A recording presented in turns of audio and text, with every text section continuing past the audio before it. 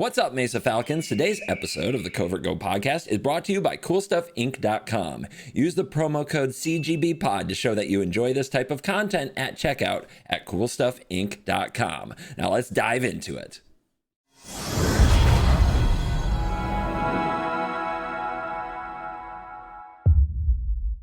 Rarran! Yo! How you doing today, buddy? What's going on? Oh my gosh, are you hyped? Are you insanely hyped right now? You're I have losing no it. idea I can what tell. we're doing, but let's get it! We're going so hard. This is going to take all of your brain, all of your gamer knowledge. We are going to be reviewing and rating unreleased cards from the Final Fantasy set for Magic the Gathering. The already, by the way, the best-selling set of all time just from pre-orders. So the hype is absolutely sky high on this set. Oh, wow, really? I'm shocked. Oh, yeah. Everybody's shocked. More than Lord of the Rings. Everybody. Yes. That's the more impressive feat here. I feel like it would be popular, but more than Lord of the Rings is insane. Okay. Yeah. It's the first ever standard legal Universes Beyond set. Lord of the Rings was not standard legal. That's why. Okay, sure. Yeah, okay. But this is standard legal, so we're going to review these cards for standard. And you're going to put a little star rating on them. And we're going to see how right you are after these cards come out and get some play. So I'm going to be rating them as well. So we have a little head-to-head. And just so you know, Simo also did a number of these cards. So we have a head-to-head there as well to see who actually knows their Final Fantasy. We're rating the same cards as Simo here. They're different. Okay. But, it's a friendly rivalry. Who can get more of them right. Sure. Yeah. So we're going to jump in. We're going to absolutely figure out which cards are which. But first, a quick word from these sponsors. The Worst Possible Commander Show is coming to MagicCon Las Vegas. We will be live playing in front of the crowd at 11 a.m. on Sunday, June 22nd. So see me, CGB, as well as Shay against Voxy and Amy the Amazonian throwing down with some of the more classic and beloved commanders in the game. So come to the Worst Possible Commander Show live at 11 a.m. on Sunday at MagicCon Las Vegas. There's a link in the description to make sure that you get your tickets today. As always, we'll see you there, and you're cool. Okay. So before we rate the cards, we have to talk about what the 5-star system is, right? So sure. 1 star. If you give a card 1 star, that means it will just see no play. Stone cold, nothing. Nobody's touching that. It will not see any competitive play in any standard tournaments at all. All right? Yep. Good. We're going to be going by tournament results, all right? So just so you know, not like some psycho played this on ladder once upon a time and now it's fine. Not some commenter saw it played on ladder once upon a time, therefore you're right. None of that.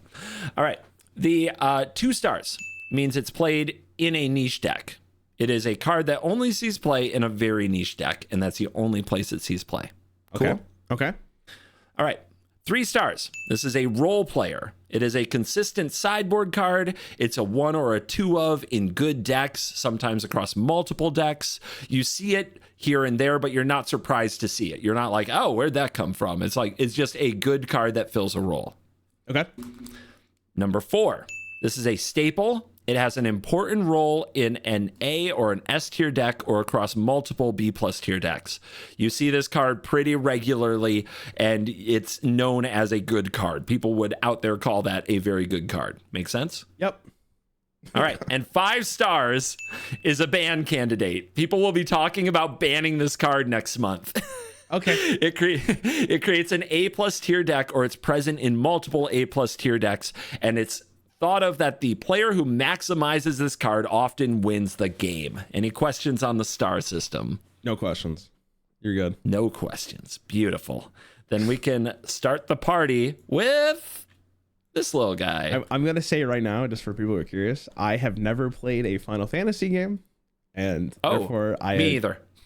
Well, I don't know if you know pronunciations of game characters, but sometimes they get really funky, so let's see how this goes. I mean, I think I only got you the straightforward ones, if that helps. Yay. Okay. Stiltskin Moogle Merchant. Oh, he's actually pretty cute. He's like a little cat. Okay. Let's lock in here. 1 white. Legendary creature. He's a Moogle.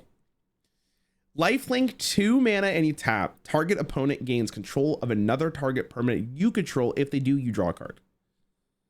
1/2. 2 mana, and you tap this. Target opponent gains control of another target permanent you control. That is an extremely interesting design. How good is that? Okay, I gotta think about this in Hearthstone terms. Let me think about this for a second. Okay. 2 mana 1/2. Or sorry, 1 mana 1/2. Like in some reality, I'm just gonna say I'm playing a battle cry. It's actually not on board because whatever. I then use this card and I send it to my opponent's side. Why would I ever want to do that? There would have to be a card that I can abuse, such as there's a card in Hearthstone that's like, when this minion takes damage, it deals that damage to your hero. Or there's like, I think I showed you like Apothecary, which is like whenever you summon a minion, it does 5 damage to your face or something along those lines. So that there's some reality where that might be good. Most of the time, I feel like you don't want to do that. Now, how much are we evaluating card draw on this card? In Yu-Gi-Oh, I wonder how good this would be. Because they would be like, oh god, we got another card. That'd be sick. But you need another card to do this. In Magic, it's a lot easier. You could send a token over. Yep.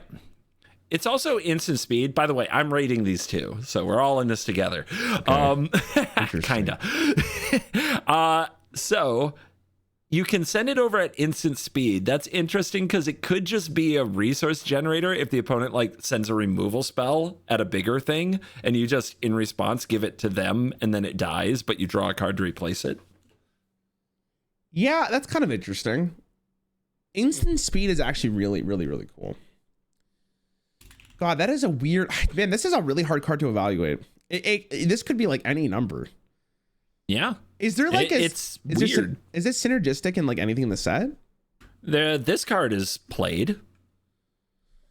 Archfiend of the Dross, 2 neutral, 2 black, flying. When this enters the battlefield with 4 oil counters on it. At the beginning of your upkeep, remove an oil counter from Archfiend of the Dross, then it has no oil counters, you lose the game.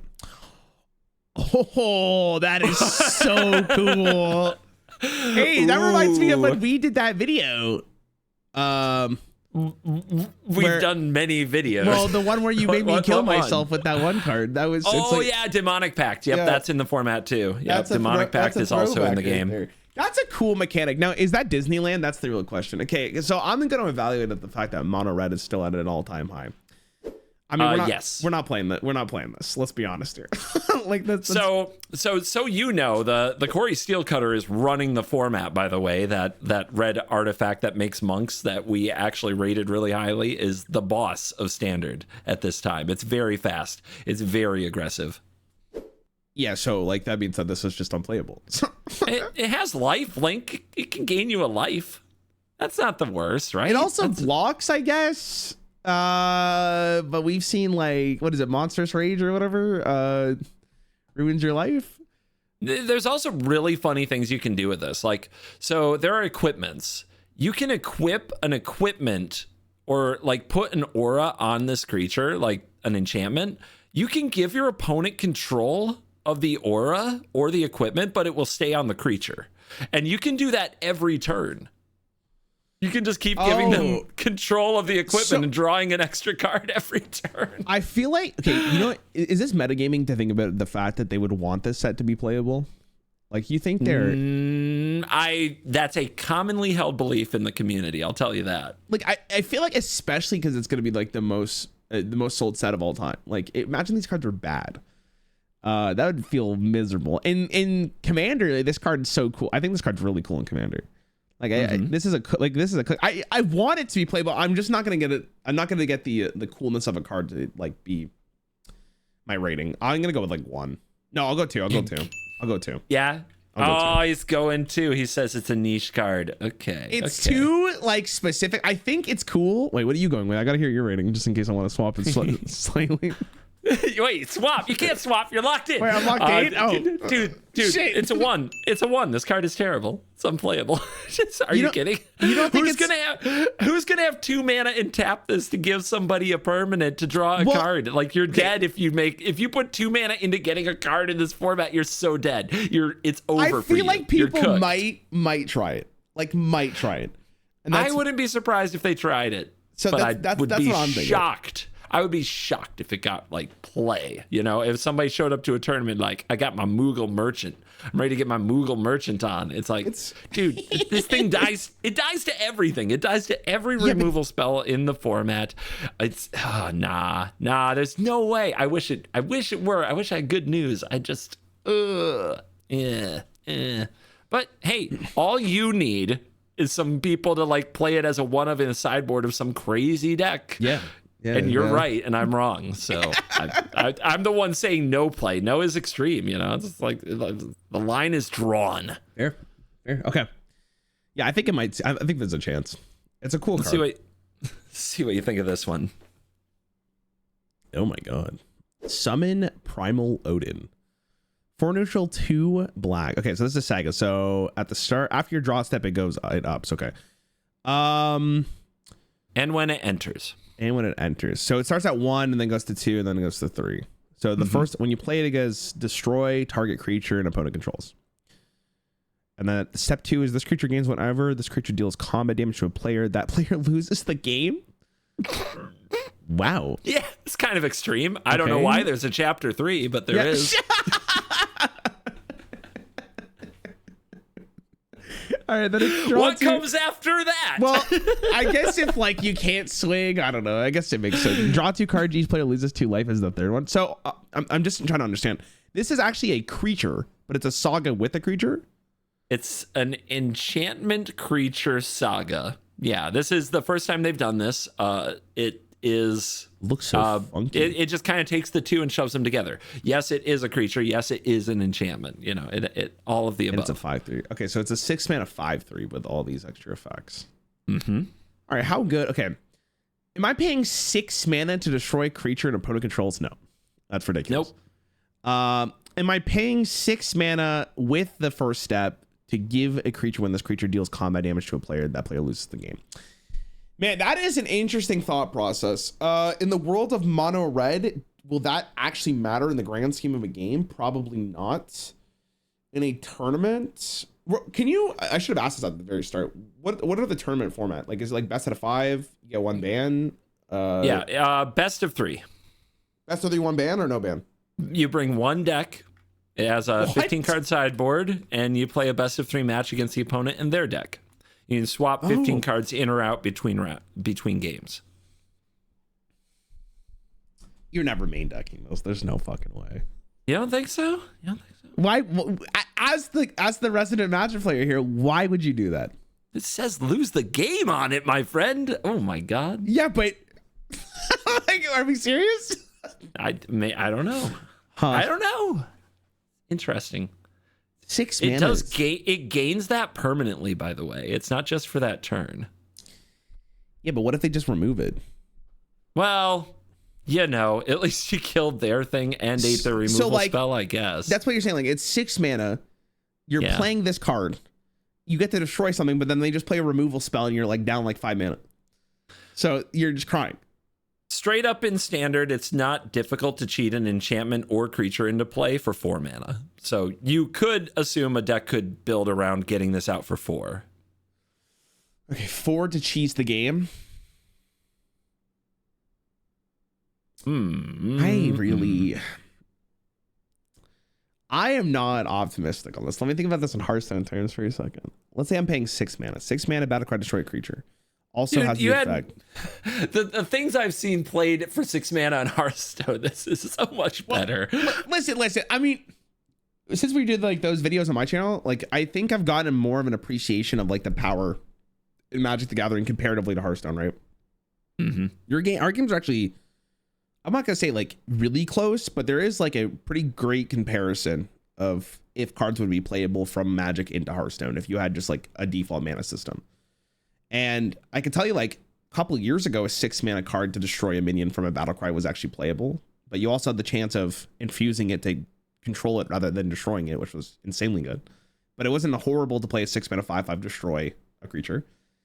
But then you get the additional thing of like, if it lives in one turn, then it win the game. And in Hearthstone, that's a lot better because you don't have to worry about blocking.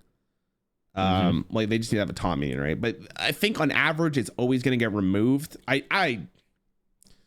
You might cheese a game here or there, like, but as soon as someone sees the gimmick in a tournament, I feel like they're just gonna hold removal for this the entire time.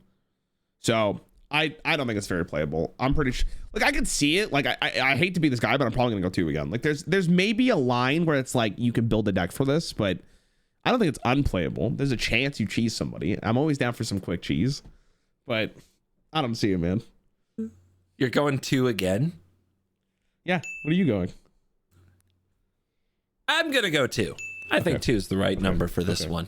I think that it'll have a very niche spot, maybe something that's really good at cheating out an enchantment or reanimating a creature, and maybe you run 1 of these or 2 of these and something that can somehow tutor it out or sneak it out. But yeah, I agree. It's so funny that you can make a creature these days that not only kills something when it enters, but also can win you the game. It has win the game on its text. If it ever, if it goes 1 turn and gets to attack once, it can win the game.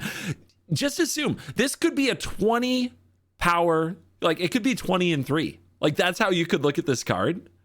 And we're still like, It's just, I don't know. It's funny because in Hearthstone, like I've seen win the game effects as well. Like we have them, right? And some of them are actually pretty good, but it's almost impossible to make them work. Like you have to have a really good critical and massive support for this kind of effect to work. But yeah, you're right. I can't believe, like it's how, let me ask you a question, because I actually don't know how mechanically how this interacts. Let's say there's a spell that says this creature does damage to your opponent's hero. Does that mean that it would kill? No, because it has to be combat damage. It has to be combat damage. Yep. Has to be combat damage. Has to. The amount of and do the thing. See the amount of hoops you got to go through with that. I'm just not seeing it. No, I'm going to 2 seems fine. Maybe there's a chance. All right, not unplayable. There's a chance. All right, probably unplayable. All right. Probably unplayable. Got it. Yeah, I'm sure. All right. Well, we'll see. Brace for impact. What the hell is this? Choco. We'll go Choco. Seeker of Paradise. 1 neutral, 1 green, 1 white, 1 blue. This is a legendary creature. This is a bird. It seems like that's important here. When 1 or more birds you control attack, look at that many cards from the top of your library. You may put 1 of them into your hand and then put any number of land cards from among them onto the battlefield, tapped in the rest in your graveyard. Landfall. When a land you control enters, Choco gets +1/+0 until the end of the turn. So you're putting this into a deck that like wants to play as many lands as possible from this with all these birds. Okay, so best example I have from Hearthstone is like Beast decks or Murloc decks. So they're very synergistic. If you're playing this on its own, how hard is that mana base in Standard? Like I know you guys just had a set that was like 3 different mana colors. How's that looking? I think the mana base, at least for the next several months, is going to be very fine. I think this is very castable. How okay, hold on. How good are the decks right now with green, white, blue? Well, you don't see it too often. You don't see it that often. That's the problem. That's a fact. So the thing about this card though is the ceiling of this is insane. Like that is, if you have a good, well, the thing is like you need to have birds. Like, is it easier to summon a bunch of birds? Because I'm thinking a world where you go like bird 1, 2, 3. You play this on 4, and then you have all your birds attack, and you end up drawing like hopefully 3 lands, and it allows you to ramp. Like the potential's there. It's pretty just good. If you don't have the birds, and this is the only thing you're playing it for, like that's not good enough. So, and like then you have to play for the mana base, and then you also have to hope that your opponent just doesn't kill you before you even get to set up the birds. If they kill any bird, you're sad. Like it just makes it worse. I think this is too weak.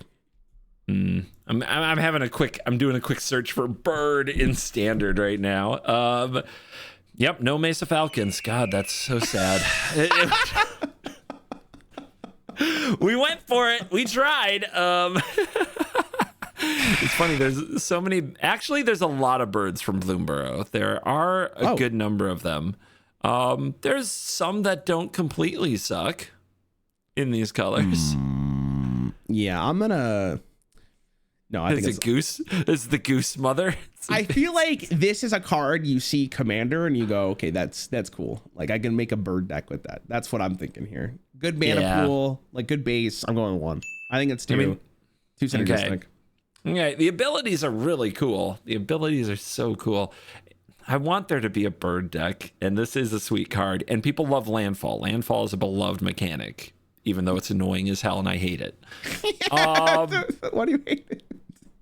I hate it because if they have 4 things on the battlefield with Landfall, then they just like play a land and it pops and like this triggers and this triggers and this triggers, and they have to sit there resolving all their triggers, right? And in Commander in particular, I hate it because in Commander, people always forget them. They forget their trigger, and we have to go back and be like, well, that happened and this happened and you should have done that and this.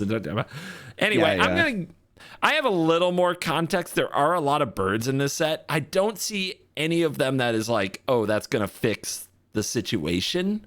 You know, I really don't, but I'm still going to take a 2. I'm going to say there's a bird deck. I'm believing that some maniac, some insane person is going to bird out there. They're going to, do you know bird people? You know, they're bird watchers. From Rick and Morty? Never mind. Okay. Sorry. No, they have like binoculars in every room of their home. Yes, I do know what you're talking about, people. Yeah. One of them is going to go to a tournament. One of them plays Magic the Gathering. They're going to do this. They're going to exceed expectations because flying is just a good ability that you get away with sometimes. And I'm saying one of those maniacs is going to do something with this deck, but I would have gone 1. I want slightly to believe. optimistic. I'll tell you what, in Hearthstone, when there's like a synergistic deck like Murlocs or something, all that really takes is like a couple good Murlocs to really secure the deal, right? Mm-hmm. So maybe there's enough bird density where you're happy with this, but I obviously don't have enough context, and I think it's probably bad. So there are other birds in the set. I'm looking at Bart's and Boko, which has affinity for birds, which is kind of funny in its own way. There's a Traveling Chocobo, is one of the expensive cards in the set, which makes bird abilities double trigger and landfall abilities double trigger. I'm still just like all of this, and I'm still like, you're probably right. It's probably not a thing. Oh, it's sad. This card might be a thing. What the hell is this? There's so many characters in this game, man. Okay. There's usually a lot of legendaries in Universes Beyond sets because they have to cover all the characters from the world. And that's a lot of, quote, legends. I'm so excited to see the Avatar one, man. I'm still waiting for this. Oh, my God. Kefka Court Mage. 2 neutral, 1 blue, 1 black, 1 red. This is one of those flip cards, right? That's what the top left thing is? Yep. When Kefka enters or attacks, each player discards a card. Okay. Then you draw a card for each card type among cards discarded this way. That is really interesting. 8 mana.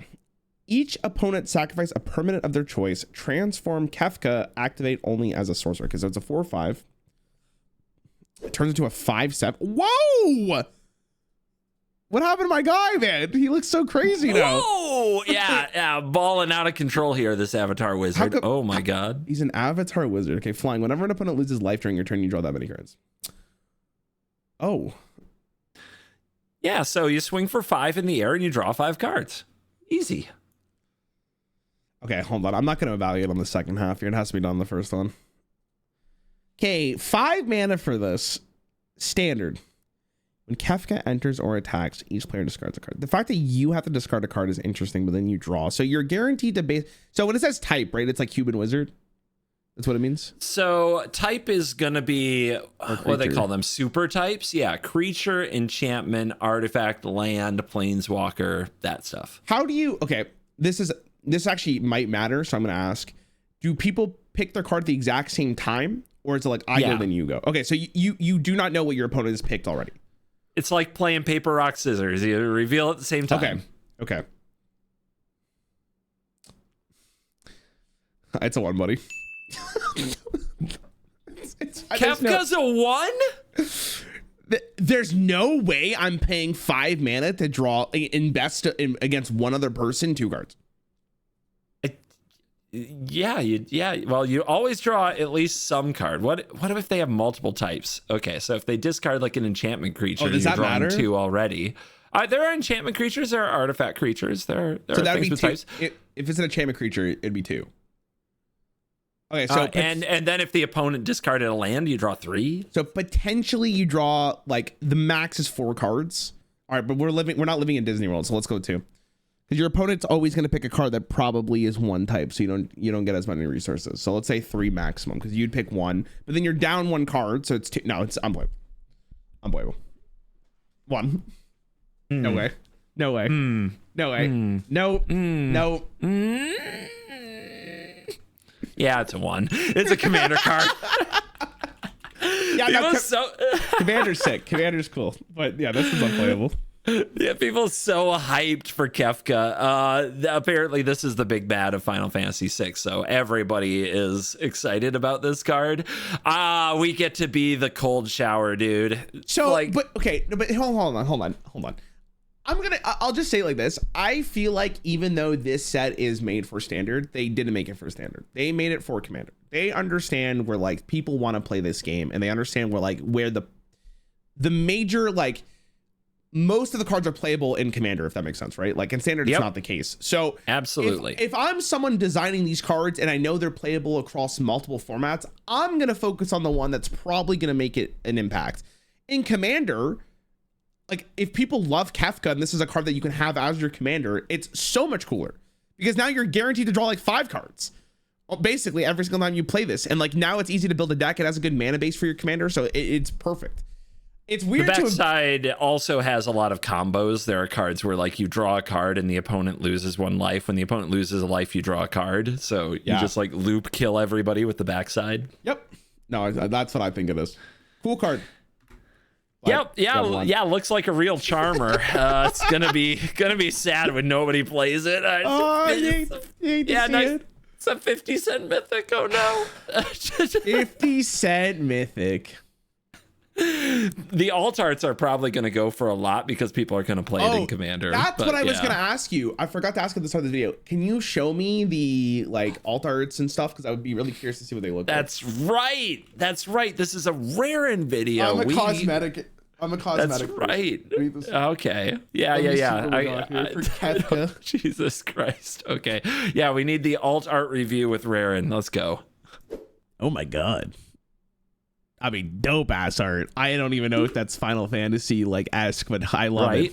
I mean, that's just one of them. Hold on. The amount of alt arts here is crazy. Should you? I don't know. You might want to look at the price first, my friend. I know you do well on YouTube. Final Fantasy Collector. Oh no. Oh no. We're going to get a live react right here. Booster box. What do you fucking mean? That's like my mortgage payment. What? There's no fucking way it's the way. Why? What do they have in this set that's worth so much money? Kefka here, obviously. Wait, no, but CGB. What do you mean? Is it just because the characters?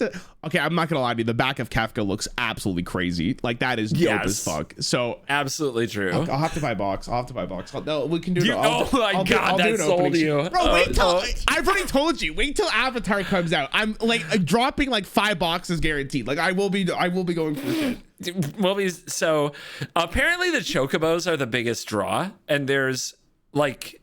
I'll show you what they have for the chocobos. Apparently those are like the thing that is the push thing from the game, which I don't get, but I mean Simo does. Okay. Like this is like the chase cards, including the serialized goldens. Oh my God, they're so cool. Got them.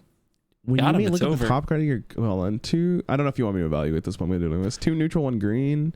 You may look at the top card of your library. You may look at the top card of your library anytime. You may play lands and cast bird spells from the top of your library.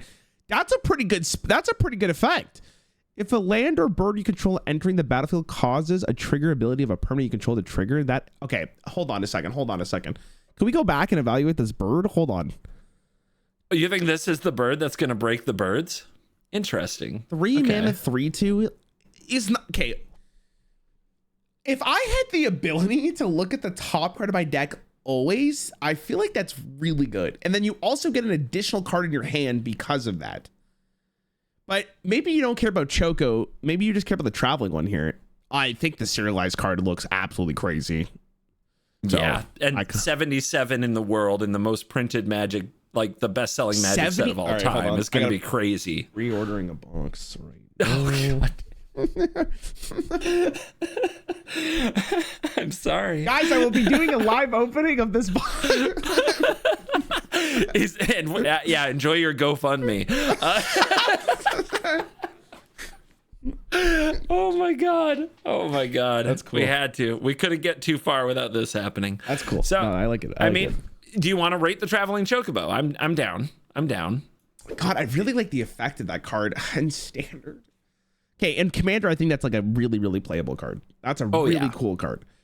In Standard. The landfall decks in Commander are incredibly popular, and this card's going to be it's going to be expensive because it's mythic and it goes in every landfall deck because the raid is great. All I'm saying though, dude, is like, you don't have to keep this in the video if you don't want to, Libby. It's up to you. But it is unironically $900 Canadian for a collector's booster box for Final Fantasy. That is insane. That is fucking insane. Like, that is crazy. Oh, trust me, there's a lot of opinions about it, about a standard set being this expensive. It's a tax write-off though. So I mean, streamers. It is what it is. Streamers. Okay. It's remind me to talk to you about a business idea after this. I'll explain what it is. Let me cut that out. Okay. Leave it in. let the people wonder. Sure. Okay. Sorry, Chocobo. Commander, really cool. Standard. God, I don't know, man. Am I playing a 3 mana 3/2 with that effect?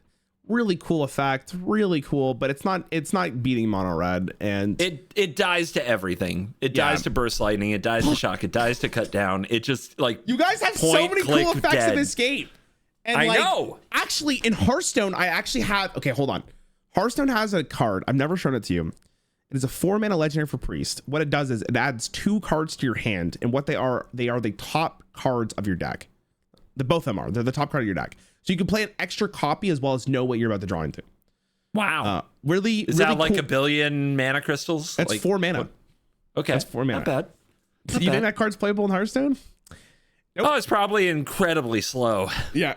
Really cool like effect, right? And if Hearthstone had like a commander thing, it would probably be one of the coolest cards to put in, but it's not playable. It's also in priest, so that's maybe the other issue here. If it was in like rogue, it'd probably be insane, but probably not playable for Chocobo, so I'd go with 1 unless it's commander. Man, we should have rated this based on commander, bro. Like, this is just sad. It's like I'm having flashbacks to the last set.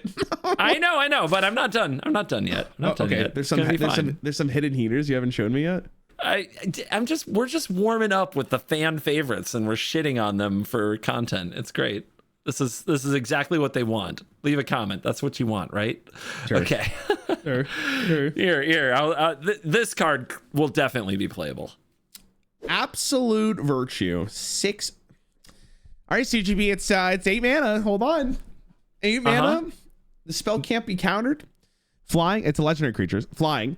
You have protection from each of your. I'm sorry, what? You have protection from each of your opponents. You can't be dealt damage, enchanted, or targeted by anything opponent your controller controls. I'm sorry. Are you? What's up? Wait, so what? So does this, what? Okay, in a world where both players play this card in a 1v1, what happens? We should try it for one of your videos. What, like, does the game just end? Like, it just says, okay. Can't hurt each other. You still have to try and find a way to kill the virtue. How do you, but you can't. You can target the virtue. Oh. You can't target the player. Oh, that is so much worse. I thought it was like, you can't access anything on their board. Mm-hmm. So this is just taunt in Hearthstone. Like in order to attack face, except they can't attack it. Yeah. So like, yes, there are removal spells. You can play a 2-mana go for the throat, kill this, and go about your business. Here's my thing. Does a red deck have a way to kill this? How are you getting out fast enough? Any enchantment or creature, you can assume there's a way to reanimate it from the graveyard for 4 mana. Okay, so you're gonna mill it and then reanimate it? Uh-huh. Reanimates what, black? Zombify would be black, yeah. What's it for white and blue? Because I know blue mills. So white and blue has a way to get back an enchantment or an artifact, but not a creature for 4 mana in that way. So at least for now. And let's see, in blue, probably not. I guess with blue. So in what you do in those colors is you get Omniscience on the field, which lets you cast anything for free, and you could play this. Because that's what you can do in blue and white. You can discard Omniscience and reanimate it. Okay. I don't know how contextually strong that is currently. So yeah, Omniscience is a tier 1 strategy. Okay, so if that's already a tier 1 strategy, do you need this? I don't think you need it for matchups outside of red, but we are also evaluating things that could come in out of the sideboard or things of that nature. Okay, so in an already good strategy, you could slot this in if you need it. So 2, maybe 3.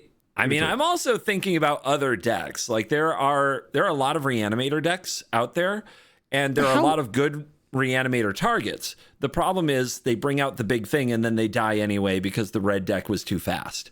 That's what I'm thinking. But that's the thing. They usually reanimate their one big thing, and then the red deck's like, well, untap, burn your face, win anyway. But now you can't do that. Wasn't even hard. Now you can't do that. I'll do 3.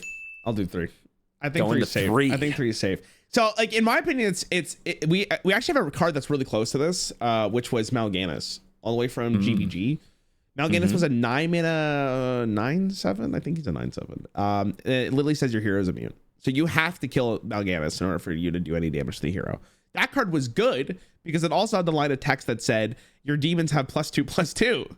And you had taunt demons that they had to get through. So that's kind of interesting. But that's a very old card. I don't know if Mal'Ganis would be playable in current Hearthstone. But that effect was really good for the exact same reason that you said. Like if you played that against Face Hunter, what are they doing? Like they lost the game. That's turn 9. Like the game was probably already over at that point. So, yep. Well, actually, okay. Now that I think about this, Naxxramas came out first. Void Caller existed, so you had a 4-mana 3/4 that had the death rattle summon a demon on your hand, so you could cheat it out, which meant it was better because you could spend it. But then that's cheating the mana, and then is that really Mal'Ganis, or is that like the Void Caller that was the best card there? And Void Caller was very good. I don't know. I'm still 3. I'll go with 3. I was trying to talk myself into it, thinking how good this card could actually be. Cool effect. And the fact that you can decide not to block is like a really good thing, because if they don't actually have any removal, they just lose the game, I guess, on the spot. But we'll see. There's also like there's another card. I think it's too expensive. It's 6 mana to reanimate something, but it comes back with a hexproof counter and an indestructible counter, so it can't be targeted or destroyed. And that with this is kind of insane, but it's 6 mana for that. You know, so it might be a world where you zombify this for 4, right? Or you cheat it out with a Kona Rescue Beastie on 3, which is a thing you can do. Just kind of sneak this out of your hand. And then they deal with it. But maybe that buys you enough time to reanimate it with the hexproof counter and the indestructible counter. What is that card called? It's called Pernition or something. I have to look it up. Yeah. I hate when I can't remember a card. I hate it, but it is 6 mana. It's a lot. By the way, Ugin, our buddy Ugin, had a great first week. Like, gobbled it. Who was Ugin? We did Eugene from Tarkir Dragonstorm, the last one we did. The big colorless dragon that everybody was so hyped about. He was good? It was a wonderful first week, dude. It really was. We were all having fun until the red decks just murdered it to the point that we didn't want to play it anymore. So just like we said, just patting us on the back, you know, exactly how we thought it would go. Hold on, the colors are difficult. I don't know, man. I am trying to talking about this is a bit much. I can't even. The art here is so like distracting. I can't even read the card. Perenation. What is perenation? Perenation. I've never heard this word in my life. Yeah, I was gonna say I don't know if I heard it either. I'm gonna look it up. What does it mean? What? Perenation.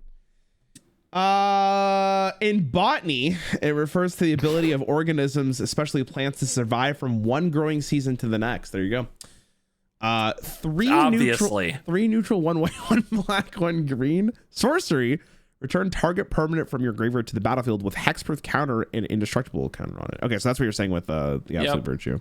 Yeah, that's what I was like. Some people are like saying that's the combo, and I'm saying, brother, they got the all season pass to Disney. What do you mean? That's so sick. Dude, this art, the art looks like a Marvel Marvel art for one of their movies, like the poster. Oh, yeah. God. Okay. I'm gonna go with a 2. I think there will be a deck that like cheeses this out. I don't know if the Omniscience deck will actually need it when all's said and done. So I'm gonna go with a 2 on the Arbiter, or Absolute Virtue. So if it gets more play, then you'll be right. If it's in like a couple of like decks in that role playing position, I think it'll just be a part of a crazy reanimation deck or a Coma deck. Kona is a bear or something, some kind of a beast that lets you put a creature from your hand onto the battlefield after it attacks. So there's some like turbo stuff with that can go off, I guess. Sure. Oh, okay. Why not? Okay. I'll see it. Let's see what you think of this one. Dude, this set sucks. Hey. Is it Tifa or Tifa? Tifa Lockhart. You're going with Tifa? What do you think of this? Tifa? I don't know. Tifa Let us Lockhart. know in the comments. And by the way, do the thing in the comments. You're doing it right now. Just keep doing it. The thing where you tell us how it sounds by spelling it. You know, by like just it sounds like classic. And they type exactly that. Yeah, that's a banger. We love that. We appreciate that so much. Okay. Legendary creature, human monk. Is she actually a monk in Final Fantasy? These are questions I need answered. Trample, landfall. When a land you control enters, double Tifa Lockhart's power until the end of the turn. Oh. Mm-hmm. Okay, hold on. Is that a cook or what are we saying? 2 mana. You go you go elves. Yep. Into this. Uh-huh. You play mana, you get lands, you get more lands. So if you play 1 land after she's played, you get a 2/3 with trample. But on your opponent's turn, she's always a 1/2, right? Yes. Unless you find a way to put a land down that turn. Man. Cool effect. Is it good? I mean, this is one where you want to put pants on her, right? You want to put other auras and spells on her so that, like, when you double, you hit for like 16 or something. You know? Yeah, that's true. You want to cast like Giant Growth or Audacity on her so that each time that it lands, you're doing way more. That's actually like a really interesting card because you actually can almost race the red deck at that point. There's also a lot of ways to put counters on Tifa, including Bristly Bill is in Standard, which is also a 2-mana green card that when a land enters, you put a permanent +1/+1 counter on a creature you control. Oh. This actually can get pretty crazy. Yeah. Like she can throw punches, man. She's a puncher. With elves? God, that's actually this is a thought process because it's pretty cheap for what this is. Is there is 2 mana trample common? No. I don't think if I ever thought of an effect like this. I don't think I have. Seems good, bro. I'm not gonna lie to you. I kind of like this one. It seems the most playable, and also like it's one of these cards that even if you get 1 land on it, it's not the worst thing in the world. Indeed. And then you get 2. And like there's a world where you can go. I've seen cards where you can like pull lands from your deck. There's that. Oh my god, what's it called? Mm-hmm. And like you discard this and then you pull a basic land and put it on the board, right? So you can there's a bunch of ways of putting multiple lands in one turn, right? Yeah, there's even a land that does that. This card, Fabled Passage. That's what I was thinking of. That's what I was thinking of. That is 2 lands entering the battlefield on the same turn. Yep. So how good is that then? You go from 2/3 to a 4/6. And then it's only the power. It's only the power. Oh, sorry. Okay, so 4/2. I mean, if you're trampling though and you just one-shot them, I think that's all you really care about. What's the equivalent of this? Sorry, go for it. I'm trying to think in Hearthstone what this would be. I'm thinking that for sure you need other cards that are just gonna add something to this, but there are good ones in the format. Like there are 1 mana enchantments that give a +2/+0 permanently. So now you're going from a 3 to a 6 with each land drop. And if you have a Fabled Passage, you go from a 6 to a 12. You know, now we're cooking, right? For a 2 mana card. Yeah. Also, the card that I say gives every creature deck, like the red decks we know, right? All the other creature decks, especially green, they need a little help. This is the card that gives them a chance in best of 1 standard, and it shows up in tournament best of 3 play as well. This is an aura that. Yep, check that out. Sorry, my cat came to say hi to you. Sorry. Hi. Hey, kitty. Sheltered by Ghost, 1 neutral, 1 white. Enchant creature you control. When Sheltered by Ghost enters, XL target non-land permanent opponent controls until Sheltered Ghost leaves the battlefield. Oh shit. Yeah, it's removal. Wait, but Tifa's just green, right? So you go green, white? Yeah, and then it also gets +1/+0, that's permanent, and lifelink. So now you're gaining life, you can race anything. And ward, so now they can't kill it easily. Ooh, I kind of like this. This is actually pretty good, no? Yeah, we're cooking. We're cooking. Ooh, I didn't even know this was a thing, and I kind of like the card. Now that's actually a real thing. Because, you just get the dream, right? Turn 1, you go Elves. Turn 2, you go Tifa, and then turn 3, you go Ghosts, and then it's GG. Because then your red opponent's just pissed. What are they gonna do? What are they gonna do? That delays the game by so much. Like, because you will swing on your turn, then your opponent has to block. Because otherwise, it's an eternal problem that they're never gonna beat. Yeah, throw in this Bristly Bill card, and you're putting +1/+1 counters every time a land enters, and they're just getting cooked. It's over. Bristly Bills. What? You haven't seen a cactus before that walks, talks, and puts counters on things? That name is so funny, dude. Bristly Bills. I thought I was kidding. Bro, that's a name of a Hearthstone card right there. That's crazy. This is in this game. What does this do? 1 neutral, 1 green, 3 mana, 3 neutral, 2 green. Double the number of +1/+1 counters on each creature. Okay, so I see what you're saying. I mean, Bristly Bill is my goat. That's amazing. What the hell? What set is this from? This is from Outlaws of Thunder Junction. Okay. Which came out shortly after the showdown in the Badlands, which was really funny. Yeah, we both had that happening. And Bristly Bill is probably the best landfall card currently legal in the format, and Tifa is about to join the format. I can see it. I want to lean towards 5 here, but I'm going to go 4. I don't think it's bannable. Somebody out there is going to say ban Tifa, some hater, but are we gonna you're gonna read one Reddit comment and then that's gonna count as a 5? Yes, that's how our set review is going to work. Everybody let me know in the comments. I'm not engagement baiting at all. Okay, I'm not engagement baiting at all. Let me know in the comments what you want banned. Let me know. That's our 5. This is what I'm doing. From now on, I'm only picking 5. Guys, for every person that writes I ban this card in the comments below, I will give you $10. It's free. He won't. He actually won't. You guys are getting played. I'm going to go with a 4 as well. I think this is a deck. I think she's got a deck, and I'm excited to see it happen. A lot of people are going to say she's only a 1/2. She dies to anything. If you play this card, you play cards around it. Like this is your queen, and you protect her and you treat her as such. It's also just you're only paying 2 mana for this, so the investment's not even that bad. If they kill them with something else. Yeah, you'll have other cards in your deck that will allow you to use the cards that you built around this deck for. So I think it's fine. I think 4 is good. It's playable. And it beats mono red. It can. Yeah, it can. And there's so many ways in standard to put +1/+1 counters on her. There's so many in these colors. She's cooking. I believe in her. Tifa. You know what? Speaking of, let's stay on the train. Zach Fair? Is there what's his name? Cloud? Is there a Cloud card?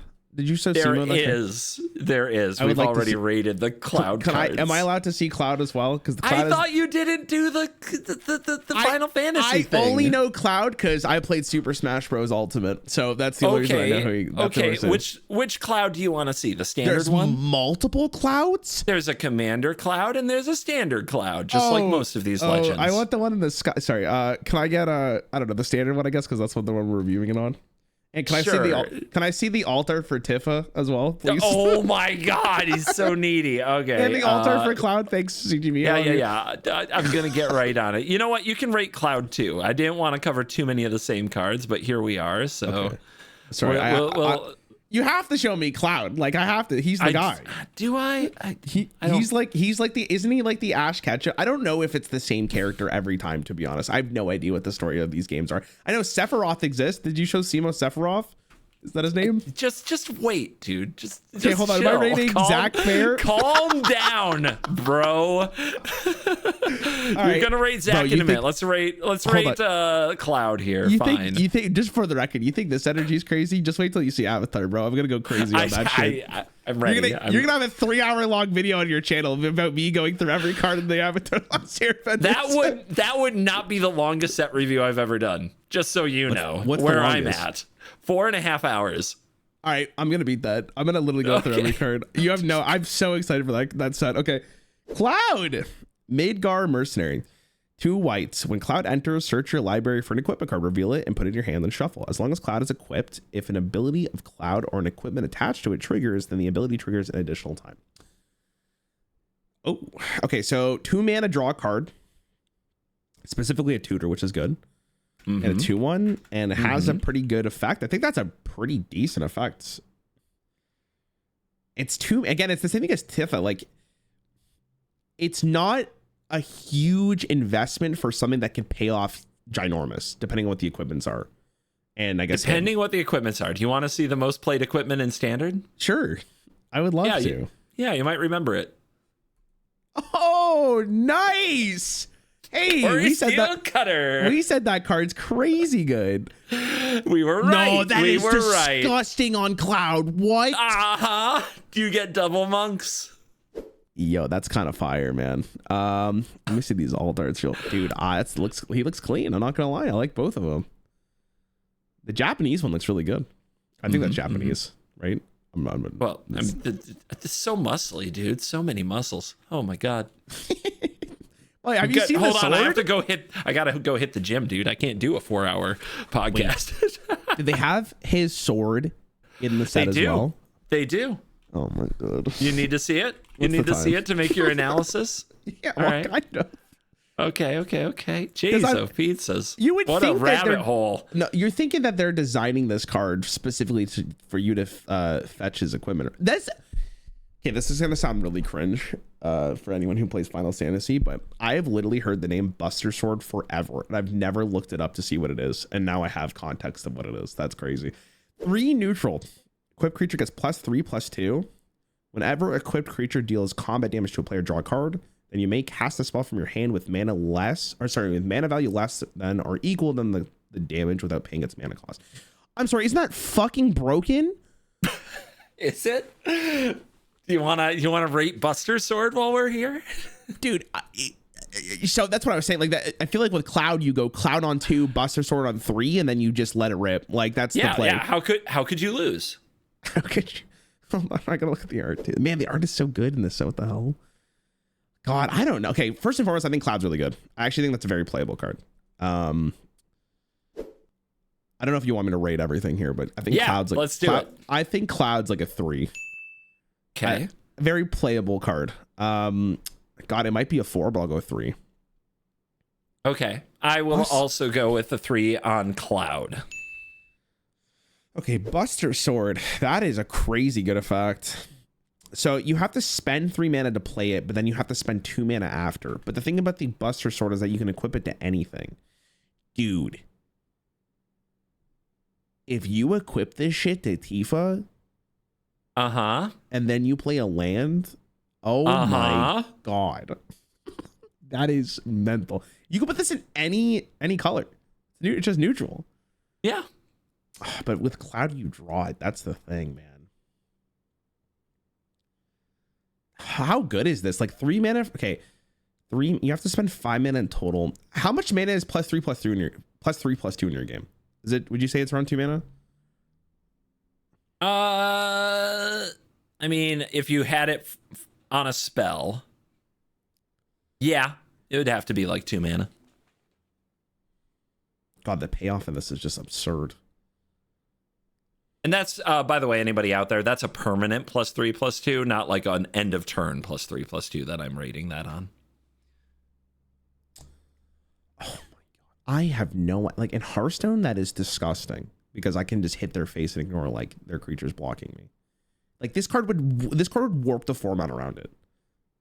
In Hearthstone, it would be like, insane as a weapon, yes. Well, not even a weapon. Like if you just had a spell that did like virtually the exact same thing, like 5 mana. Oh, sure. It'd be so gross. In Magic, how good is this? Because like you have to be able to swing face, but it comes down so quick. And then the nice thing about an effect like this is that you kind of force your opponent to block. So if you are going against mono red, it's just kind of slow. It's a big investment against mono red. That's the problem. So we're gonna cheat this out. Do I have to spend 3 mana to get this out?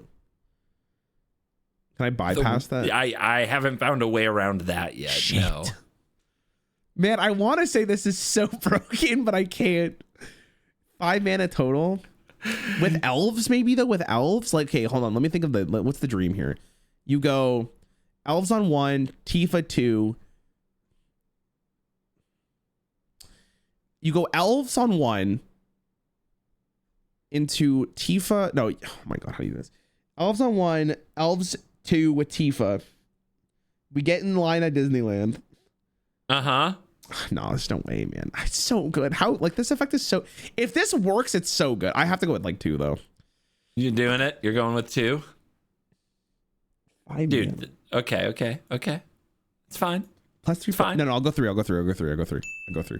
On the Buster Sword? I'll go 3 on Buster Sword. Okay. This is a 1. This is unplayable. Is it too slow? This is so bad. It's 5 mana. The problem with equipment is always the same. This is why equipment never works in standard. It never works in 1v1s outside of like some really rare scenarios where you basically get to cheat it onto the battlefield. It just doesn't work because they go to equip it. It's an investment of 5 mana and you need a living creature that can attack to put this onto, and then that creature dies. And that's it. Like a 1 mana or 2 mana instant speed removal spell undoes all that work, and you did nothing with your turn. It can work in longer formats, and it'll be busted in limited, for sure. Because it, like in limited, equipment is amazing because all your little like 1/1s and 2/2s become serious late game threats. In standard, the games just don't go that long, and it just doesn't work out. I don't see it. Even with Cloud in the format, being able to tutor this up so you're not even down a card, the investment of the 5 mana tempo I think is just undoable. But I still think Cloud is good because I think that with Cloud you go get the Steel Cutter and abuse the hell out of that card. I think that's fair. I think that's okay. Still, yeah, I think the Steel Cutter saves Cloud because it comes with bodies. It equips itself like maybe I'm in Disneyland here, but if Buster Sword actually, like, if you equip it with something to trample, doesn't it just win you the game? Like, how do you? It's very powerful. How do you lose if you trigger the thing once? Are we gonna put it in the Tifa deck, and we're gonna put Shelter by Ghosts on Tifa, and then we're gonna play Buster Sword and equip it to Tifa, and it's like there's probably other ways to get the bonuses you want without investing so much mana, and they all win the game.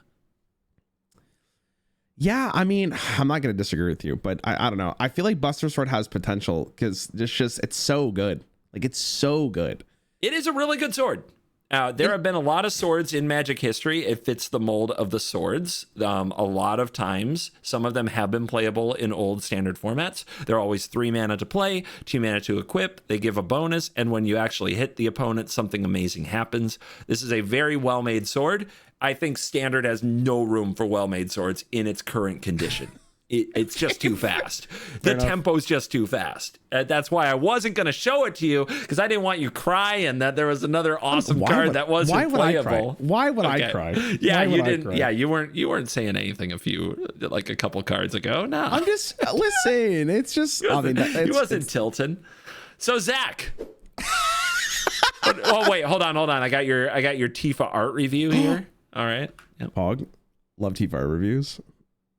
Wow, she looks like Tifa, I'll tell you what. Well, okay, yep. I actually recognize her because Donkey made a video on it. Yeah, that's pretty much where I would know it from. I mean, looks good. I'm sure people are very excited for that. Big cosplay, mega hit. Yep. MagicCon's gonna go crazy this year. Let's spoil that. Okay, Zach Fair. What's fair about him? 1 white. Zach Fair enters with a +1/+1 counter on it. So he's a 1/2 for 1 mana. Okay. 1 neutral mana. You could sacrifice this. Target creature you control gains indestructible until the end of turn. Put Zach Fair's counter on that creature and attach an equipment that was attached to Zach Fair to that creature. I'm sorry. Oh, we're back. We're so back, aren't we? 1 mana 1/2 is already fine. With that effect, that's disgusting. No. CGBC. Here's what I'm going back to the busters right here. Okay, here we go. Okay, let's go. We lock in here. Okay. Of course. You could equip on instant speed, right? It's an instant speed kind of thing, or is it sorcery? Sorcery speed. Fuck. Never mind. We're not back. I mean, this can be done at instant speed. Zach's ability can be done at instant speed. That is one way to equip at instant speed, but you typically do it as a sorcery. I think Zach's a good card. Not with the Buster Sword necessarily. Maybe with the what's it called again? The monk one, the cutter. Yeah. He's good. I give that a 4. That's a good card. That seems like a really, really strong card. It's a body that you have to deal with, and then if you do kill it, he just sacrifices himself and then he just transfers the weapon for 1 mana. That just seems really good. Yep. Having a mana available is a little challenging, but it's pretty good, especially if you're going to put counters on him, like what we talked about with like Bristly Bill can just pile counters on this and then move the counters to Tifa and make Tifa indestructible. That's not bad. It's Tifa Bristly Bill is like the best name of all time. Oh, we broke him. We broke him with Bristly Bill. What a Unbelievable. Character. Okay. I think it's playable. Okay. I'll give it like a 3. I think Zach's good. You're going to give Zach a 3? Yep. Are you giving him a 4? A 5? I would love to give him a 4. I just think that the legendary thing's a problem. You hate to draw like 2 or 3 of these with nothing to protect, right? Yeah, but what are the chances you draw that, right? Well, for me, every day, because I play best of 1 and the shuffler hates me. So absolutely 100% odds that I'll draw all 3 of my Zach Fairs and nothing to protect. You'll be fine. No, I want to give it a 3 as well. I would like to give it higher because it's a really good creature for those roles, and protecting creatures is something we talk about a lot that we need. And the fact that it doesn't just protect it, but permanently puts a counter on it just on its own and maybe more. This card is pretty darn good. I want to go 4, but I can't. I'm going to stick with a 3 as well. But hey, we've had some playable cards here. Yeah, oh my God. They're just really cheap, good cards. Let's go. The last set you showed me was a bunch of expensive nonsense. It's dragons. It's Tarkir. What do you want from us? Playable cards against the mono red onslaught. Look, bro, we show up and we do the work. Okay, this is the work. You understand? You're right. Like, this is our job. We gotta say things that no one else wants to say. I get it. Yeah. Please lock in. Thank you. I've been locked in. What do you mean? What is this? Good question. What? How do you pronounce the last word? I told you I gave you the easy ones. VV Orniteer is how I'm gonna go with that. 1 neutral, 1 blue, 1 red. Legendary creature. He's a wizard. Man, that is I don't know. Like, it looks like a Nintendo character. I don't know. Like, it looks like the Shy Guy kind of. 0 mana. Add X mana in any combination of blue and or red, where X is VV's power. Activate only during your turn and only once each turn. They put the Yu-Gi-Oh on this. They were worried about it. When you cast a non-creature spell, put a +1/+1 counter. Oh shit. And deal 1 damage to each opponent. Oh shit. Commander goes crazy here, bro. Yeah. Okay, but in standard. Nah, dude, that's so good. It's a lot for 3 mana. It's a lot for 3 mana. Doesn't it? Okay, hold on. That's why there's only, okay, I was gonna say that I could see why it's only once per turn. Because I was going to say you could just feed infinitely into this and that would be so stupid. So yeah, I'm glad they did that. Man, that is a good card. Let me see this alt art here. All right. I like the original art more. I'm not going to lie to you, but it's fine. God, in standard, how good is this? That's actually a really interesting effect. Red and blue kind of works for this too. And you have that like, what's that otter card?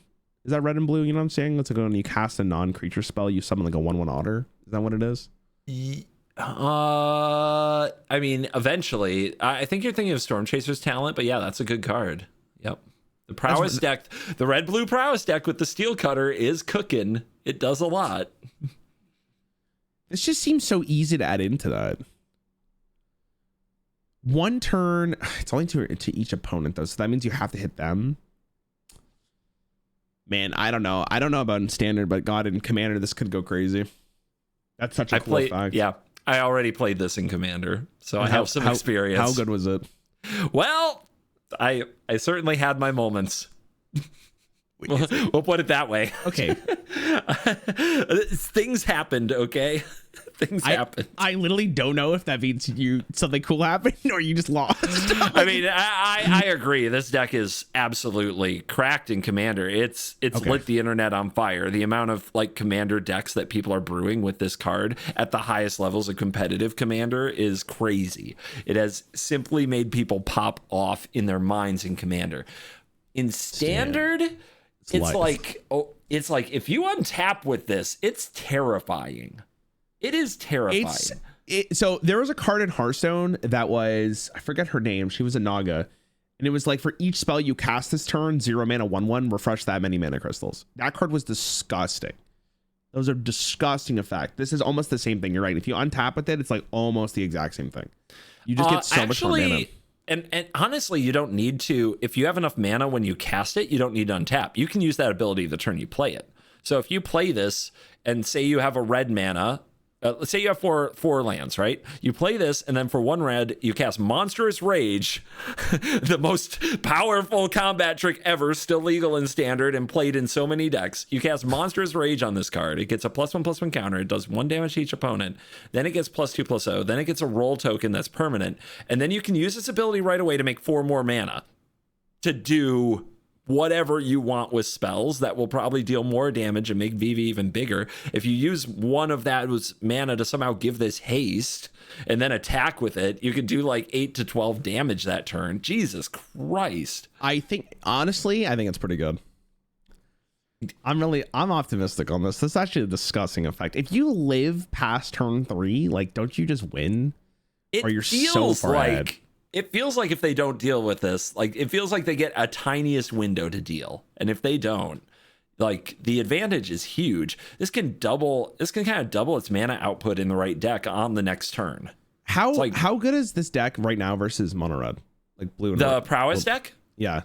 The prowess deck is the #1 deck in Standard. It is it's over 40% of the competitive field. Four. You're going maybe with 5. 4. Maybe 5. That's a disgusting effect. That is a disgusting effect. I'm telling you, if this shit was in Hearthstone, it would not be 3 mana. You put this in Rogue, I probably wouldn't play the game. Like, this is incredibly cheap for the effect. I agree with that. I think it's very good. I'll go to 4. You're going 4. I'll go 4. If you're telling me that's already one of the best decks in the game, you just slot this in. It's so easy. It's so easy. I think some people are going to say that this won't go in that deck because they're just trying to win the game when they have 3 mana. I still think that this is a really good backup plan, either out of the sideboard or as a couple in the main deck for sure. Because if the opponent is just answering your threats, you need another threat. Like it's a burn effect, and they have to deal with it. It pops off so hard. Yes. I mean, suddenly you're talking about the Is It Prowess deck actually being able to use their Storm Chasers talents and level them up and get things out of the graveyard and make extra otters. Usually they don't because they end the game too quickly, right? Yep. Now they have that backup plan. What else can you do with this? You can put your Corey Steel Cutter on it. That's another way to get your power up there. That card's pretty good, I hear. It's always there, and it can give this haste, and it's already in the deck as a 4 of. Like, what are we talking about? So I think I think they'll try 1 or 2 of this in the best deck in the format. I also think they'll try it in its own archetype, where maybe we are just running this out there, and if it lives, the next turn we have like double mana because we have a ton of cheap card draw and removal spells. And if it doesn't live, we play a control game. So what? Agree. On it goes. So I don't know if I can go 4. It is a staple though. It's so powerful. 5. You won't. I want to disagree with you for the content. There's no content here. Go for it, double down. And when we're right, well, we'll celebrate again. It's still a creature, Rarran. It still dies to removal. I have a hard time with that. I have a really hard time with that because I always want to be the player with the removal spell. No, think about it, right? When we were right with Corey Steel Cutter, we hosted that party. You got mangled that day. That was absolutely crazy. We could do the same thing. I could do the same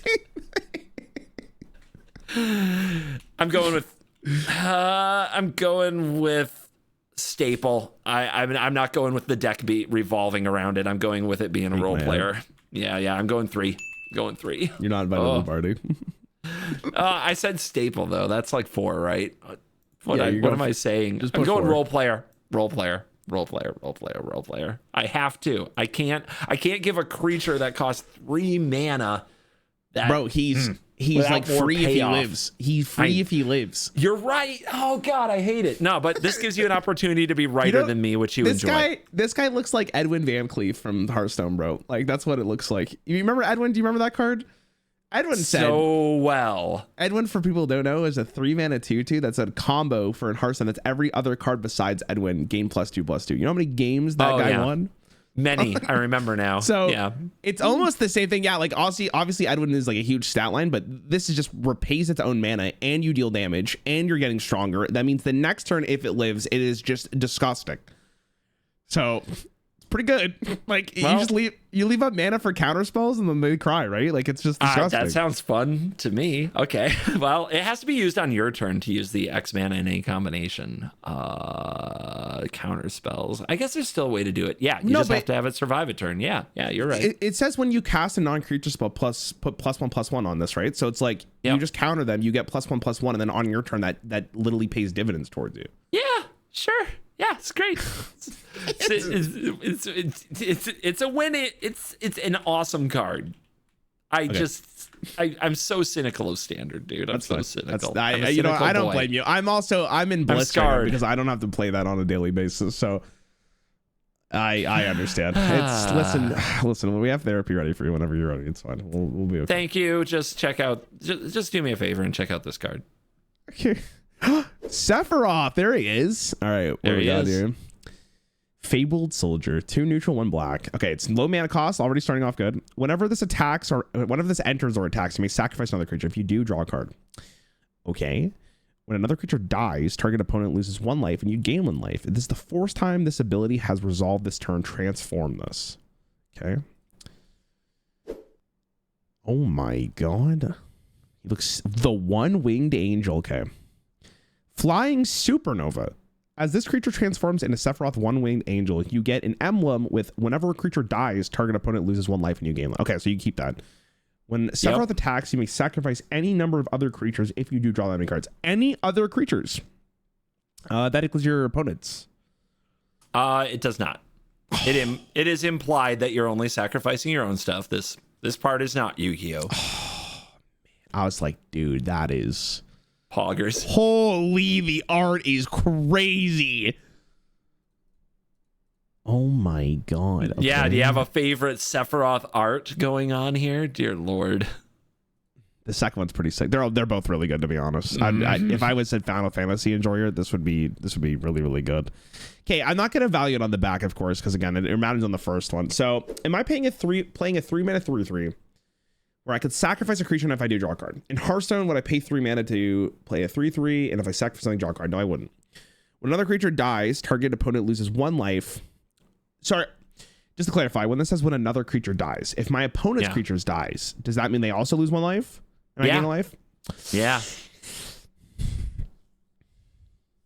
This is reminiscent of a very popular card called Blood Artist that did see, it was a 2-mana 0/1 vampire that had this exact text of another creature dies, target opponent loses 1 and you gain 1. This was a staple in multiple formats, in multiple sacrifice decks. Very popular card.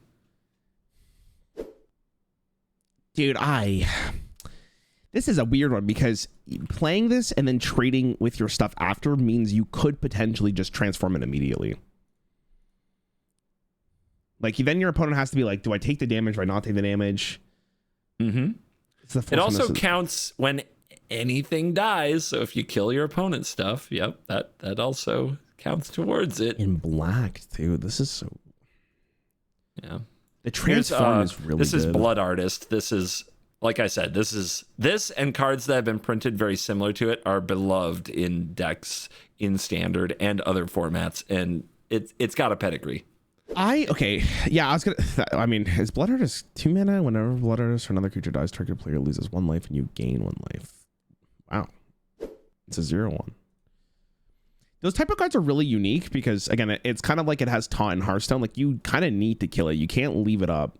Otherwise, it just the game just kind of gets away from you. It's the gift that keeps on giving. And then his is even scarier. So that means in one turn, okay, if I play this on turn 3 and I sacrifice like a token, I draw a card. And then that's all. They also lose 1 life and I gain 1 life. And then it needs to happen 3 more times in a turn. It's probably unlikely you get the 5/5 that early on, but the effect is so good that your opponent would want to kill this. That's a really interesting card. I actually have no idea how, like, because in Hearthstone it doesn't sound that good. Mm-hmm. Actually, I don't know if in Hearthstone would sound that good. It's a sneaky card. It surprises you. I've been surprised by Blood Artist many times. Is this bait? Are you baiting me? No, I'm being honest. Like I don't know. I have a lot of thoughts about Sephiroth. Sephiroth in Commander was a real pain in the neck. Sephiroth in Standard, it's a mystery to me. In Commander, this is so good. This is such a good effect in Commander because you're almost guaranteed to get this pretty soon after the flip, at least, if they don't kill it. Like, that is a crazy good card. And then on top of it, your opponent has to be so worried to trade anything in or let anything die. And you can gain so much life from this. But in 1v1, it's just not the same, right? And they're clearly... This looks like a card they balance it around Commander more than they balance around Standard, which is probably safe because people are going to want to play this. Yep. I don't know. I think this is like a 2. I don't know. 2 or 3. It's tough because how likely are you to get... Okay, like, you got to give me some context here. Turn 2, turn 1, how likely is it that you're going to have a creature that you want to sacrifice? I think it's very doable. Okay, doable's not the word I wanted to hear, though. That doesn't give me confidence. That you want to sacrifice. You could do it. That is the question of what you want to sacrifice. But I'm thinking of like cards that are in the current Pixie deck. They're really good at like picking up and recasting for value. So there's a couple 1 and 2 mana cards that you can cast that just draw you a card. And then you can sacrifice that. You kind of got your value out of it. Yeah, but then do you need this? Do you need this? What is this doing? I mean, you, if the plan is that it's going to be like a win con and now you're drawing even more cards, that doesn't sound bad to me. Okay. You know what? I do agree with that. I'll give it a 3. I think that's potential. That's a cool card. I think, like, again, in Hearthstone, it's tough because they would just hit into it. Like, and they have removal. I guess it's just kind of sad, but it's only 3 mana, so you're not too sad about it. Like, VV is just a better card. That card is just absurd. I wish you showed me that card last. Like, comparing these two is not even the same league. So a 3 for Sephiroth? I'll give it a 3. I think it's more leaning towards a 2, though, than a 4, but I'll give it a 3. I want to give it a 4. I want it to have an important role in a few sacrifice decks that like actually are competitive. Sacrifice is often a B or B+ tier strategy that can sometimes steal tournaments when the format breaks in such a way that everything's about creatures. And this is the kind of card that like these kind of decks tend to surprise aggressive red decks for the most part, which is very much a thing in the format. Am I gonna do it? That's a lot of optimism on my part. The other option, I don't think it can be a 3 because I don't think it plays a role. I think you build around it or not at all. I think that's where Sephiroth falls. I don't know. I actually disagree with that. I think you could just slot it into a deck that plays a bunch of like small dudes and you'd be happy with it. I don't think you need to build around it whatsoever. I think it's pretty easy.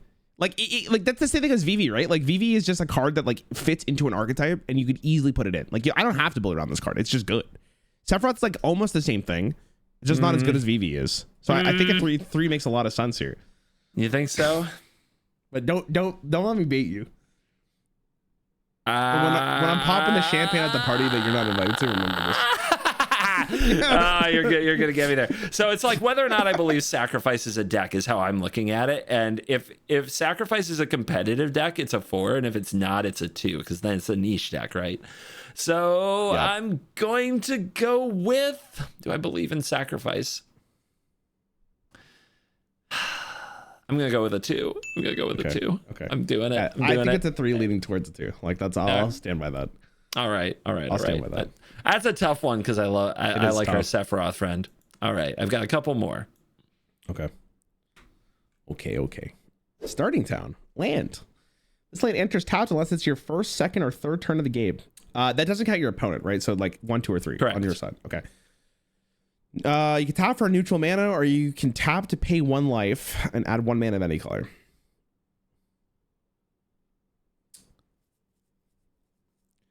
What an interesting card to show me. Tap and pay 1 life to get any. That's a pretty good effect.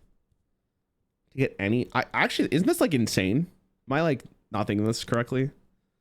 I think I'm really happy with this. It's not tapped. You can immediately play it and has an additional benefit if you need to. Yeah, you can cast your spells. Is that good? Casting spells is good. This would also solve my biggest problem of lands, where it's like you draw the wrong one and then you're crying. So I'm a big fan. 5. Less mulligans. No, I actually think you slot this into like a variety of different decks. If you just, instead of having like basic lands, you just put this on. So I'm happy with 5. Or sorry, 4. I think it's very easy to put this on. Like nobody's going to talk about banning this card. You don't think? I don't think. Is there ever been like a land where people like this shit needs to get banned? I mean, yes, that it has happened. It wasn't because it produced mana. It's always because it does a lot of other stuff that doesn't involve that. This is a staple to me. This is a great land. This is going to get people to play multicolored decks. The downside is going to be the aggressive decks in best of 1 will punish you if you have to run cards like Starting Town. But when it comes to splashing cards like Sheltered by Ghosts, so that you have that life gain built into your creature decks, like Starting Town is going to do amazing work, and you can offset that in a variety of ways. Yeah, Starting Town probably like a 3 of and maybe even a 4 of in a ton of decks, like a ton of them. Yeah, it's going to be it's probably going to be the most played card in the set. I actually would agree with that. I see. That's why I want to give it a 5. But yeah, I don't think anyone's going to be like ban this card. So yeah, it's hard to give a 5 to something that isn't going to like shape the meta. It's just going to make things that you wanted to do already easier, and I think that's a good thing. Like it sucks. It sucks, Rare, and I've been through a lot of Magic formats. It sucks to have a great idea for a deck, but the mana won't work. Like you can't get this land and that land to do this. That solves that problem. Yeah, exactly. Yeah, exactly. Yeah. Like, this reminds me of Hearthstone, man, where it's just like generic mana. Like you're happy with it. So I think that's actually really good. I'd pay 1 life to have any mana color, and I'm probably any videos I going forward is probably going to include this card because like that solves my problem. Yeah, it can go in our all lands videos or something. What the hell, man? If we did such a video, that'd be crazy. Wow. Oh God, who is this? Jumbo Cactar? Why does he have a mustache, bro? What's this man doing? I don't know. 5 neutral, 2 green, 10,000 needles. Whenever this creature attacks, it gets plus 9,999 plus 0 till the end of turn. Holy shit. And it's a 1/7. If we thought like just having lose the game on chapter 2 was like kind of funny, there you go. This is the same thing as like the horse you showed me earlier. It just hits, it wins. Yeah. It better. That's so fucking funny, dude. It's not playable, but it's very funny. I hate this so much. Is there a card in this game that says deal this minion's attack? No, because it has to attack, so it has to be an instant speed. Is there an instant spell that says deal minion's attack to your opponent? There's a couple. How cheap is it? Pretty cheap. Like 2 or 3 mana is the going rate. Is there a dream of Jumbo Cactar into that spell and you just absolutely annihilate your opponent with that much damage? Or is that you tell me. Are you going to play your 7 mana green card, attack with it, and have another card? It would be easier to just give this trample. One. To be honest. One. Yeah, you're locking in a 1. All right. So see, like the thing I wanted you to look at this card. Simo has this thing. He keeps sharing this on social media and being like, it's coming for you. He's trying to kill me with this card. Like it's his mission in life. I don't know why this has happened to me, but he's out to get me with a jumbo cactar. So, I can already tell that Simo's trying his absolute hardest in the Commander video you did, Smile. I don't think I've ever seen him sweat it out so hard to achieve a goal. Let me put that one in. Yeah, the jumbo cactar's out to get me, Rarran. How would you feel getting attacked for 10,000? Have you heard the snail? Magic the Gathering? I mean, honestly, I'd laugh. It reminds me of just like losing the game in a good way. That's how I describe it. Have you heard of the snail question? Let me pose this question towards you. You you get $1 billion, CGB, $1 billion. A billion? Let's say $1 billion. Actually, we'll start with $1 billion. Depending on how confident your answer is, I'll lower the money. But for the rest of your life, there is a snail. This snail's sole mission is to find you, and if it touches you, you die. What? This snail doesn't have to sleep. It travels as a snail would, so like at its pace. It can breathe underwater.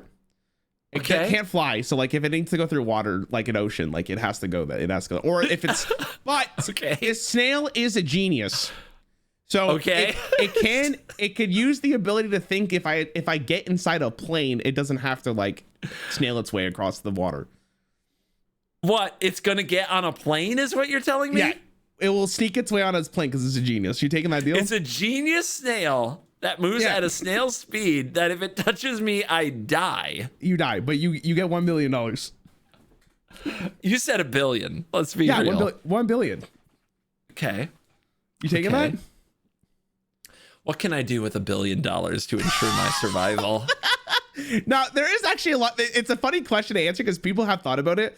If you find the snail, technically what you could do is just put it into a box and then make it so it can never like leave. But you don't know what the snail looks like. It's a genius. But it's a snail. It's not like it has hands. Like it's but not it's like a genius. There's got to be a way it can slime its way out. What? What are we talking about? I can hire a bodyguard army to defend me from snails. To watch me while I sleep. That's true. That's an option. Like, I could build the most like proof building ever, but the second I potentially step outside, the snail could pounce upon me. That's right. You could die. You could die. It could. Yeah. There's a million ways it could get me. How much can I really trust well-paid bodyguards to snail-proof every place I go for the rest of my life? What if the snail convinces it? Yeah, what if it's at a magic? What if it's just at a MagicCon? What if exactly? What if it's stalking everywhere I want to go? Yeah. Exactly. What if it has decoy snails that I put in the box to think I got the snail, but I didn't get the snail? What about that? What about that, Rarran? Yeah, what exactly. What if it's outside the door right now? Yeah, dude, take the deal. While I record. I can't. No. Would you do it? Take the deal. Would you do it?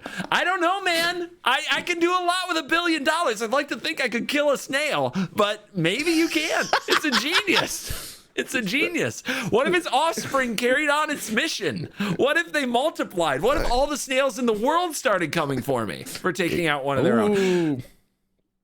There's a lot of factors here. I believe in honest money. I'm an honest man, Rarran. So I don't think I would take $1 billion and have something on a mission to kill me. I don't think I would. I think I'd prefer to earn it the hard way. You know, good old fashioned capitalism. It's just funny. That's what it reminded me of when you're talking about Simo's sole mission is to kill you with this card. Honestly, now that's what I'm gonna think of. I feel like it's one of those like absurd movies like Donnie Darko where the big scary bunny is just in the doorway following you around. For me, it's a cactar with a mustache. It's just always there. It's always there. He's funny looking. Yeah, and you know what? This card gets a 1. Not even a question. No question about it. Trash. Easy 1. Absolute trash. Come at me, bro. I'm so ready. I'm so ready for my 10,000 damage. It's going to hurt a lot more if he actually ends up killing you with it because you gave it a 1. So Godspeed, Gamer. Oh my God. Here's the thing. He won't stop. Like no matter what, he won't. Simo will never forget this. Every time you invite him to a Commander game, he's just gonna slot it in no matter what the deck is. Every time I go near Las Vegas, he's probably going to try to ambush me to play me with a Jumbo Cactar deck. It's over. This is the snail. So it is happening. So, do you have a favorite card from the set? From what you've seen? I hate to be this guy. Is there an altar for this Jumbo Cactar? Is that what it is? Did they go above you and beyond? hate to be this guy. You live your life as this guy. I'm a big VV dude. I think he's the best. I think that's a good card. I like it. Or the Chocobo, the traveling one, but I don't think it's playable. So VV's busted. Oh my God, there is an alt art. I didn't know about this. Oh, Jesus Christ. Are you going to be opening collector's boots? That is what's outside my window. Looking at me while I sleep. That is what I wake up and see. That's what's in my dreams right now. Every time I close my eyes, I see that face. That's funny as hell. That's actually really funny. I love it. Are you going to be opening a collector's booster box for the set? I'm not sure. What the hell? I haven't decided. I already have. I knew it. They got it for free for you. It's a scam. He says honest money. He gets it for free. Thank you for watching or listening to the Covert Go podcast. Remember to use the promo code CGBPOD at checkout on CoolStuffInc.com to show that you love the show. Also, subscribe on your audio platforms like Spotify and Apple Music and iHeartRadio. Leave a review with 5 stars, of course, for yours truly to help grow the show. Thank you for watching, and as always, you're cool.